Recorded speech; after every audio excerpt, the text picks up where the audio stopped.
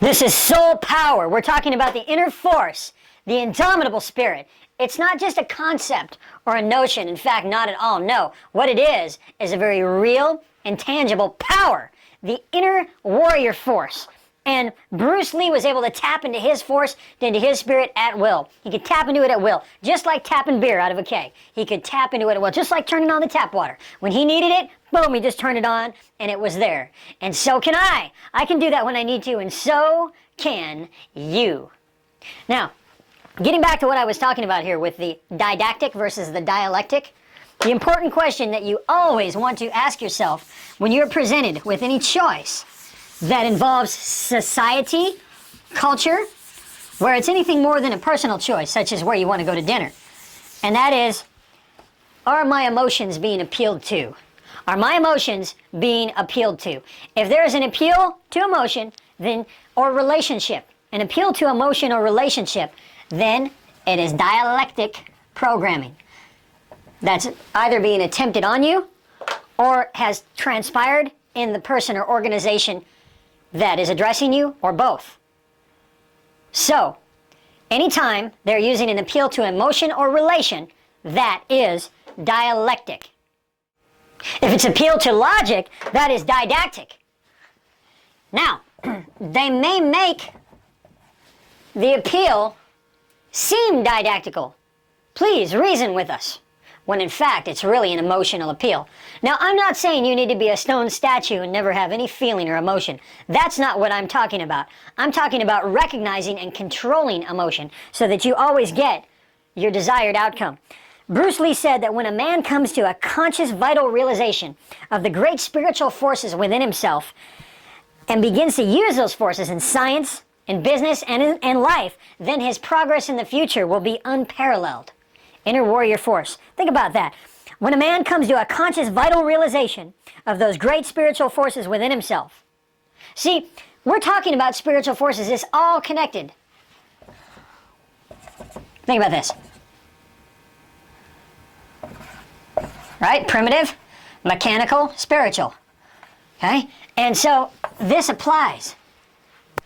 This is the struggle that's taking place. Do you want the group to decide for you? Culture? Society? Think about that, living in a perfect and exemplary life. When you discover your inner warrior force, it is dynamic, it is vital. Okay, you'll find that, you'll see that in the crux of this. When a man comes to a conscious, vital realization of those great spiritual forces within himself and begin to use those forces in science and business and in life, his progress in the future will be unparalleled. Bruce clearly had the inner warrior force. He was spirit-led, spirit-controlled, spirit-willed, spirit-dominated. You see what I'm saying? Vital. Vital. So, your inner warrior force, I've given you 5 keys to get it. Do you remember the 5 keys that I gave you? We had, number 1, recognition. Recognizing that you have an inner warrior force. That most of the masses, matter of fact, just about all of the masses don't tap that. You recognize it, okay? Number 2 is detachment, right? A detachment from emotion, which frees you from the dialectic. And then you stand out in a crowd, you just rise. There's just a bearing about you when you walk into a room. Or when you walk into a Barnes & Noble. You'll notice that, okay? And all the college kids are hanging out and you're walking through and they're all, because they're all sitting there going, bah, bah, and they're grazing. And along comes a stallion. And he's going somewhere and they see freedom, they see power, they see strength. They see an individual thinker rather than a dependent thinker. They see an independent thinker. And that casts forth an energy, an expression. Remember, like we've discussed? So, number 3 is a vision, and your vision should have nobility. It should be empowering. Think about an empowering vision. Okay? It shouldn't be defeating or weak or vague, okay? It should have a future. Action without conscious effort. That's number 4 is action. It should be mindful, persistent like water, and like a whip. Vital for maximum effect, maximum damage, if you will, okay? And number 5 was to remain rooted in principle. And that's how we got talking about the dialectic. When you think about what Bruce said, okay, some of these famous words of people who had that inner warrior force. Patrick Henry said, if a man would listen to his conscience, no law would be needed. Why are laws there? Okay, to keep the mindless masses in check or to control you, okay? And if men would all listen to their conscience, why would we need laws? See what I'm saying? There doesn't need to be a law that rape is illegal. I will not rape you because that is beneath my honor. I will not steal from you because that is beneath my honor. That's what I mean. That's what some people mean when they say above the law. It doesn't mean that they can break the law. It just means that the law isn't good enough, because having a law saying you shouldn't steal, well, I wouldn't steal even if it were legal. Do you see what I'm saying? And you need to have that kind of honor and integrity. Now, true responsibility, being able to respond. Ability, it's actually spelled I-B-I, responsibility. But put it with an A, response-ability, able to respond. And when you're truly responsible, okay, then you have the power and you have the force to control all things. When it's totally up to you, when you're totally in control with the conscious, and getting to what we were talking about is chi, which is developed through shen, or spirit. Matter of fact, the symbol that we use in some of our DVDs, probably on the cover of these DVDs, is the shen spirit, the symbol of spirit. Kareem Abdul-Jabbar, talking about Bruce Lee, said this. He said, Bruce showed me how to harness some of what was raging inside me and summon it completely at my will. The Indians call it chi, the Japanese ki, and the Indians prana. It is the universal life force. And it is incredibly powerful. It sounds bizarre and it can't be explained adequately except to those who have already experienced it. But it's one of the very few willable miracles. That's what Kareem Abdul-Jabbar said in regards to what Bruce Lee had taught him. And it's true. It's like, I can't explain it to you, but once you've experienced it, then you'll understand it. Now, actually, it takes this many DVDs to explain it to you. And by now, you should be getting a grasp of exactly what we're talking about, because this is how you can create miracles in your life. This is creative power, okay? When you walk in this, you radiate and you magnetize, and you use your warrior force both as a force field and as a lightsaber to cut through any opponent or any obstacle that you could ever face. Okay? Think about it. People say people have problems, okay? That you have problems might be a fact, but that you have to have them, and no way. That's another question altogether. See, most people, problems have them. They don't really have problems. If you have a problem, you can solve it. But a problem has you. Remember, cause and effect, objective, subjective. And most people are very afraid subconsciously to live at cause over their life, because then they're responsible for it. But as long as you have an excuse, as long as you have an alibi, then you don't have to be responsible. You can say it was because I was underprivileged and disadvantaged and taken advantage of and a victim and da-da-da-da-da. Your little life story about how you aren't at cause and it isn't your fault. And that's a safe alibi, and it's very safe to be a victim, because then you don't have to take responsibility. You can put the blame on them who subjected you. See? So the cowards and the ignorant will use those alibis, and the fearful will use that rather than say, no, it's up to me. And then they get to be at cause over their lives. Okay? Problems are the result of viewing life through a filter, as I explained earlier, or an invalid and unuseful belief system. Remember, wisdom is the principal thing. And in all you're getting, get understanding. Most people get amusement. They get entertainment. Okay? Most people are seeking comfort rather than victory, as I've explained before. They're seeking comfort rather than victory. Now me, I'll take victory. It's hard won. Okay? I won't seek comfort. I won't seek excuses. I won't seek relief. I won't seek alibis. Now, there is a time to have fun, isn't there? That's true. We all need a little relief. Just like there's time to go sit on the toilet. But I don't sit there all the time. I don't sit there most of the time. I don't sit there as often as possible. I only sit there just once in a while when I need to. Does that make sense? Okay? So relief should be intermittent.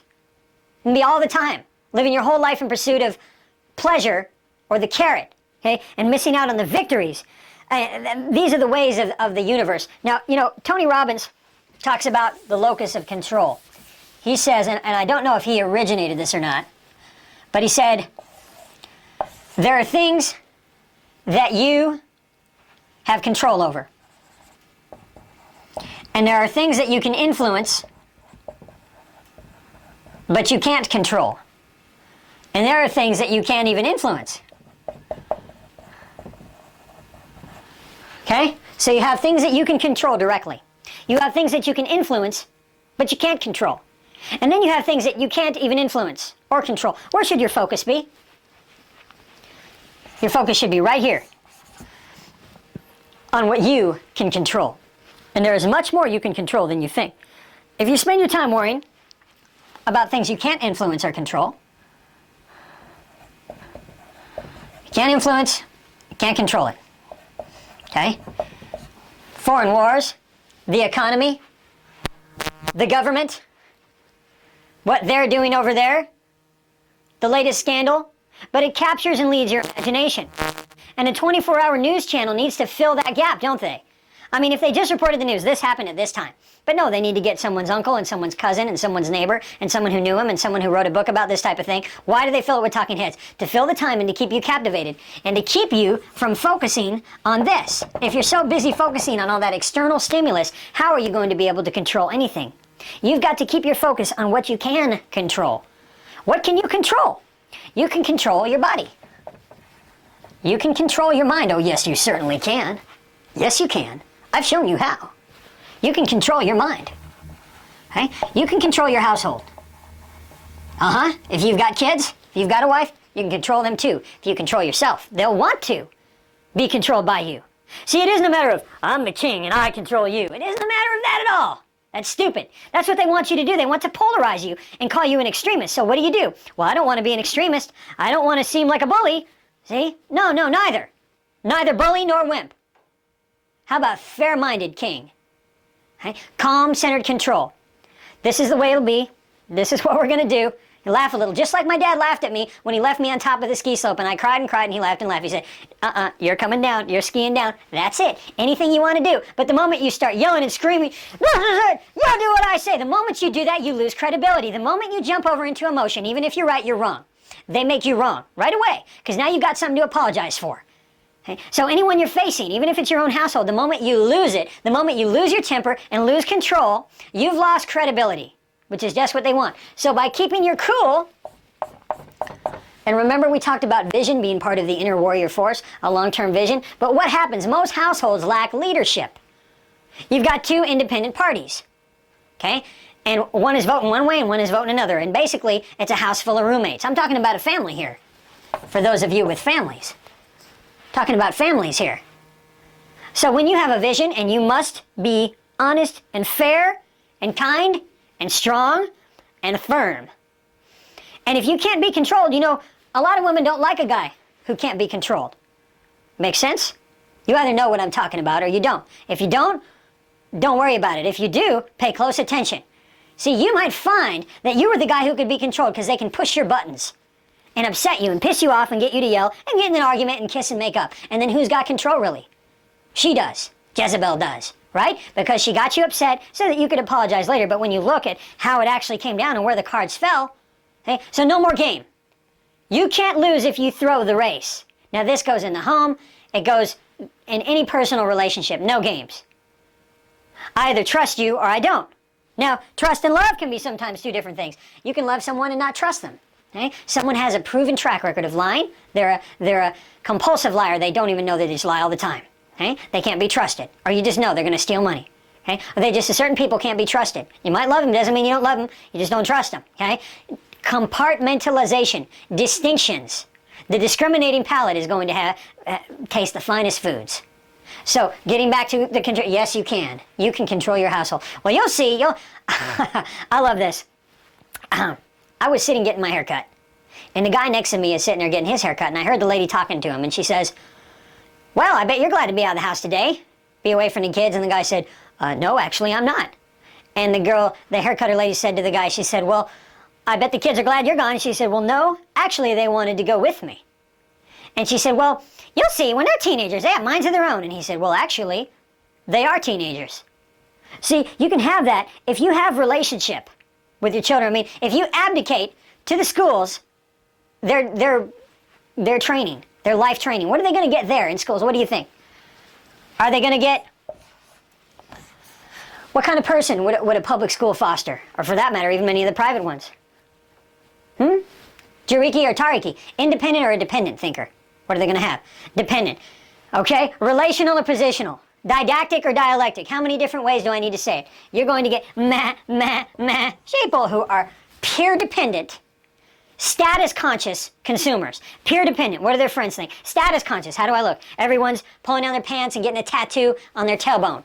Huh? Everyone's getting a nose ring and a tongue piercing. Okay? Status. I need to keep my status. I need to fit in. Peer dependent, status conscious consumers. It's a fascinating thing, the homeschooling movement. And this might be totally foreign to you. See, you're looking at me going, this guy's crazy. I went through school just fine.